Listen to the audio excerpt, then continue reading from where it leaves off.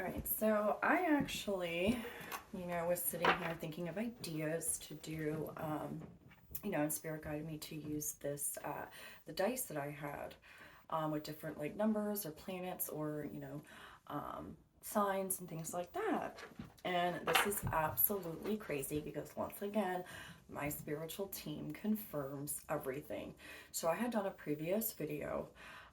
Recently, I was just, wanted to do a fun one about ego versus, our instinct slash intuition. And in there, I was talking about, how the ego and the coping mechanisms that are used and it stems from the inner child, whatever. Then I had one that I just did, that I had just posted. And in the beginning, I was talking about the colors that I saw, what I saw, like, that came through. And it was this like burning, like, you know, um, orange and yellow, but it was like fire, like the circle turned into fire. It started out red, things like that. So I had no idea. Again, and this is how it all relates. Like it may not make sense in one day, but it relates. So I have a picture. I will post it on the thumbnail of this to show exactly what just came out. And it was just right out of the bag. That's what it was. So I was like, let me do some research. So the main numbers that came out were it's going to be fourth house, 11th house. The planets that came out were Neptune, Ceres, and the Sun. Now, the irony of this coming out, okay, the other numbers that came out were 12, and then signs that came out were Virgo, Taurus, Capricorn, Libra, Gemini. Okay, and this is how funny, this is why I love spirit. Okay, the irony with Neptune and Ceres, right, is that Ceres actually always is in Neptune's orbit. Okay, it was one where it was like an asteroid in the belt or something, and then it turned into a dwarf planet. So they like recognize it now as a dwarf planet, but it's always orbiting in Neptune. So as I'm doing the research on it, how they coincide together is absolutely crazy. 12, right? The number 12 that came out. Neptune is the 12th house of the unconscious. So there's how that kind of fits in 12, right? Anyways, so Ceres is aka Earth Mother, okay? It's universal, nourishing. It rules over health, nutrition, everything that we touch and are touched by, okay? It describes what we need to feel nurtured and how we nurture those around us, right? So what we need to feel nurtured and how we nurture others. It represents the depth of love that sits within us all. So an example of that, stages of a woman's life. So we really are kind of focusing on the feminine here, right? In this aspect, because it is, kind of what we're talking about. It kind of goes with everything right now. It is Earth Mother. So it could represent, cycles a woman goes through throughout her whole life, the transition on her journey. It also represents, motherhood, right? Family relationships, things like that. And here was something that I read, and I was like, oh my God. So I was connecting with the energy of Ceres. It says Ceres breathes fire into every loving act we commit. I'm telling you, because I was working with the element of fire. Like I was kind of just look at the candle. I don't know if it's called like scrying or whatever. I'm an Aries, sun and moon. I also have earth and water placements, but I'm mainly like sun and moon is in Aries, right? So I work with fire a little more. Just because that's kind of, when I close my eyes and I get certain whatever images. It really was, I explained this in the other video, it was pulsating. It looked like just this fire, and it was these colors. So I was like, oh my God, that's what that was too. So breathing fire into every loving act we commit. It'll tell you if you look in your chart, you kind of see where that placement is or whatever. It tells you exactly how that invincible love takes shape in your world. Your love may extend by, for example, you know, with Gemini, it's conversations, like art projects, things like that. So it'll explain how that takes shape in the world for you and how you extend, you know, your love, right? Okay, so then now on the other end of the spectrum, it represents grief, loss, issues we may have between parent and child.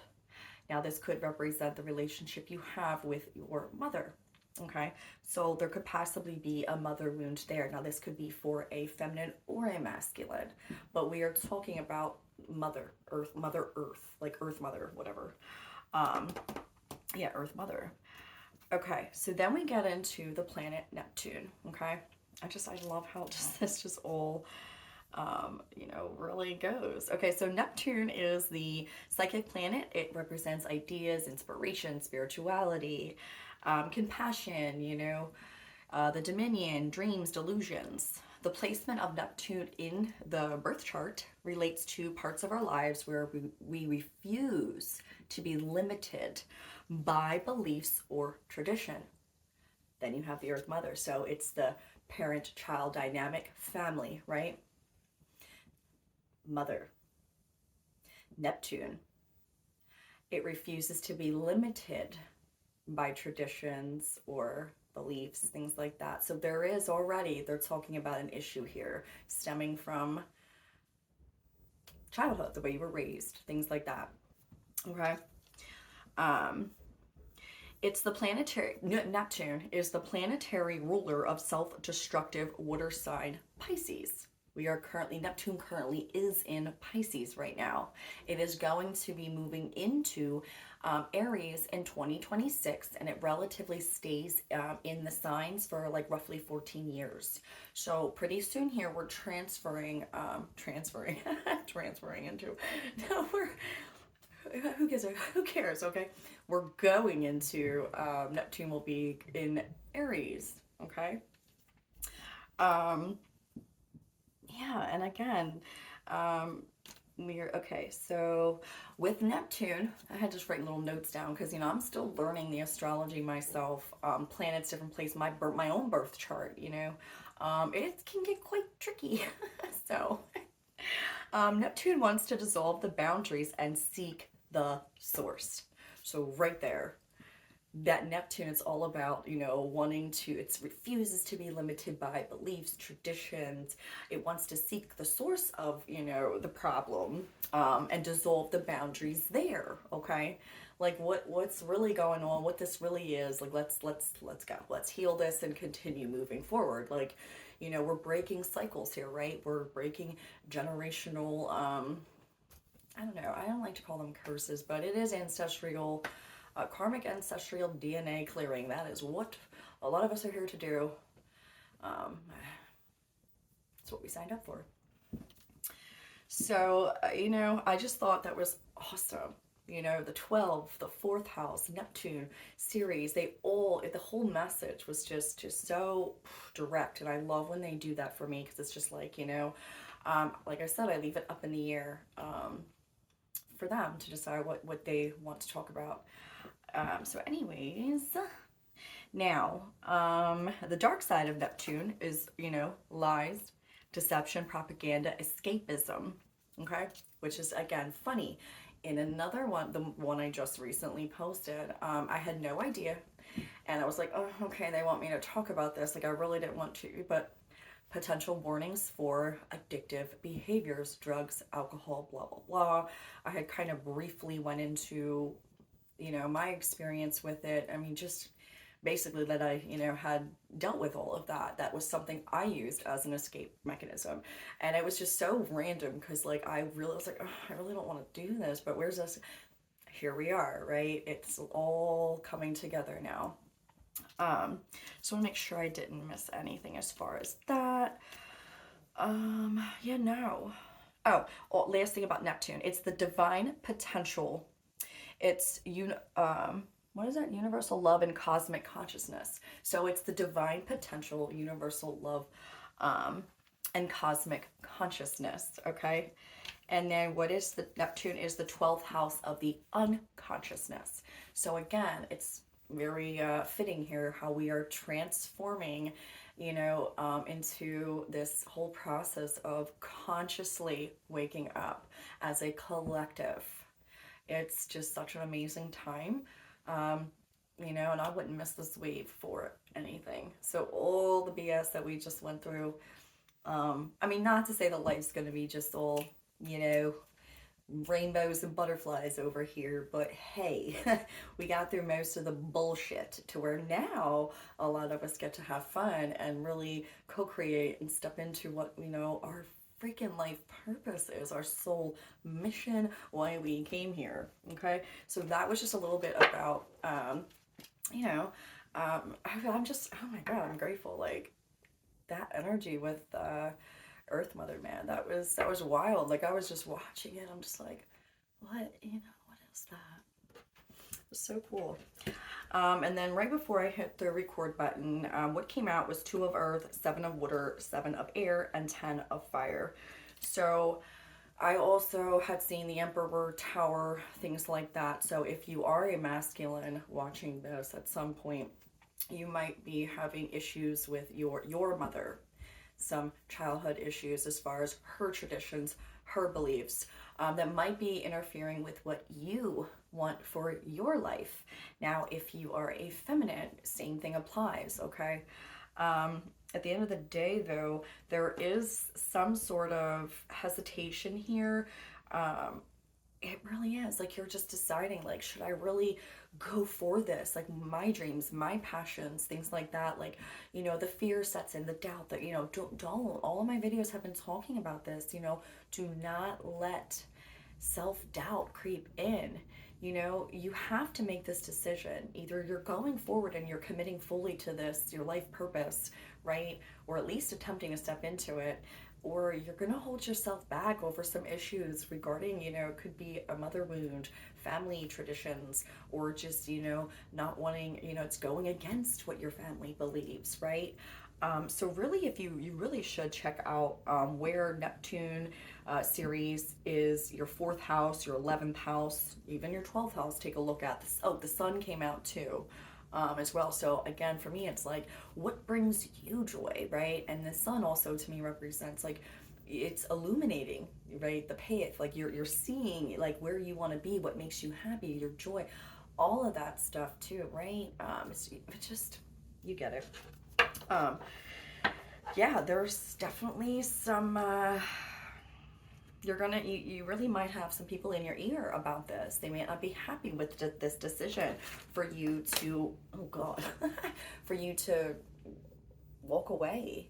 Look, this deck portrays the 10 of Wands as fire. She's burning everything, and I was just talking about, oh my god, I was just talking about that too, how I like to do my releases. I like to write them out and burn it, because the faster it burns, the more that you're ready to release it, the slower it burns. You might need some work to do, so that is another great way for you to kind of test it. Like, write out things you really think that you're ready to release, and then when you light it on fire, watch how that burns. Because if there's, like I said, but I just thought that was so funny too. I'm like, oh my god, because I haven't used this deck earlier. And again, with the 7 of Air in this one, it's like, okay, are you ready to drop the false mask, or are you going to listen and become the swan that you're meant to be? Or are you going to listen to all these other little ducklings, right? Who really aren't like you anyway. Look at it, you're completely different species here. I mean, no, you're not, obviously, whatever, you're like, we're all, human down here, whatevs, right?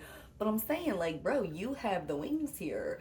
Take that little mask off that she's wearing and fully drop it, step into your life purpose, for real. All right, let's see what else. I'm gonna try to keep it quick, short, because whatever. Warning, I'm telling you, there is a warning of this. Like, you have to make this decision, fully commit. Insight, like, nah, dude, like, what are you waiting for? You have enough insight, you know what to do, Don't listen to other people's insight. Nature, man, that came out twice. One, the reading earlier too, I did. Connecting with nature, really tuning in. And again, the warning with trickery. I'm telling you. Don't. Keep yourself in a joyful state, playful, inspiration, creative. Really work on that sacral right now. For real, sacral. Make it real strong. I mean, shoot, carry the color, you know, orange, or somehow incorporate orange, or, you know, crystals that have orange in it. Really work with it, you know. Keep it on you, keep it in your pocket. All right, let's see. What else? Because I think I'm going to end it in a minute. That message was so, gosh, Ceres. All right. Letting go. I surrender joyously to the ebbing and flowing of life. Expecting miracles. Miracles are blossoming into my life. I open my soul to grace, and you're breaking barriers. Let's do one more. Proceeding softly. My inner power grows in moments of quietude. Again, the same thing. They really want you to listen. That was the message earlier too. Really, if you can be in nature, cool. If you can find a quiet place to sit down, tune in with yourself, listen to your spiritual team, listen to the divine. What is your higher self telling you to do? You need to follow that. For real. Starting fresh at the bottom of the deck. A wonderful new beginning is blossoming in my life. Telling you. I love it. All right, and we're going to end out with, no, they want these ones. Okay. Yeah, okay, yeah, we're cool. I just want to make sure. And two, we'll just end it with two. Oh, I can do that. Ground yourself. Yeah, that came out earlier. When you detach from awareness of your body and the physical world, you become ungrounded. Although it's pleasant to float heavenward, your attention and work are needed upon the earth. We're helping you balance the spiritual and material so that you can enjoy a fulfilling earthly life. Yeah, like just keep working on it. You know, you gotta keep, you know, obviously the career or whatever, you can't just up and jump and, you know, whatever. Take it slow though, but make this decision. Change in direction. The changes you're experiencing are divinely directed by your newborn willingness to open your heart to love and our guidance. You are protected now and in the future, so follow your path to the happy outcomes you desire. Giving and receiving. The entire universe operates in cycles similar to your inhalations and exhalations. When you only exhale, give, or only inhale, receive, you become out of rhythm with the universe. For optimal health, energy, and replenishment, balance each inhalation in your life with an exhalation. Okay, and as I was reading that, that's why I kind of slowed down for a second. I heard them saying, oh gosh, this is how it also is coming together. Grounding yourself, Earth Mother, right? You know, giving and receiving. We were just talking about that. It's how you know, express or give your love, and what you need from someone, and how you give out your love. Okay, but it needs to be in balance there too. Practice with the giving and receiving. You know, be open and ready to receive, because a lot of miracles want to come your way. And again, same thing happened in the last reading. Again, I don't know if it's your first time tuning in. I don't like to talk about relationships too much, because whatever, yada, yada, yada. I kind of try to stay away from it, but in the last one, they wanted to talk about it. And again, now at the bottom of the deck, wedding and relationship.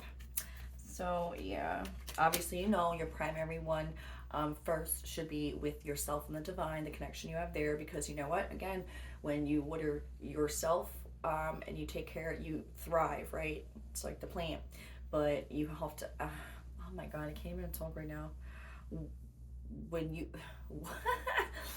water yourself first, and then you can water someone else in the garden, right? But whatever. You know what? Retrogrades, they're not fun for any of us. Okay, and then you know what? So yeah, and they definitely want me to slow down too, because yeah, I gotta chill.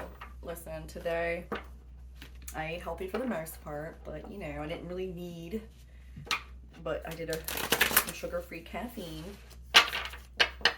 Probably should have done. I mean, it's not terrible, but I can see that my mind, I'm way more sensitive right now, and I can see that my mind is racing a little more, so it's like chill biatch. All right, how many? Let's do one. Okay. All right, let's read this, then we'll end it. Dearest you, we know everything in the universe is perfect, even in its flaws, and we view the creations of spirit and total All is unique, yet part of a unity of existence. But the human experience is a little different from ours. You tend to have a specific standard for what you consider ideal. Oh shit. And this isn't serving you right. Again, back to family, traditions, blah, blah, blah, blah, blah. What everyone else is telling you ideal, right? Or what you even think should be. Okay, so forget your idea of perfection and see through our eyes, allowing things to be as they are without judgment. Don't wait until a perfect moment or mood to start something. Your life purpose, your creative passions, projects, aka. Instead, enter life with all its flawsomeness. I do love that. I've had this one before. It's like flawsomeness. Yeah, I like that. You're exactly where you're supposed to be. Let others be who they are too. Imperfect and human, complex or simple. It doesn't matter, for there is always something to discover, experience, and love. When you drop the need for an ideal, you'll uncover the real treasure, which will be far more interesting and valuable. And I'm going to end it with that. So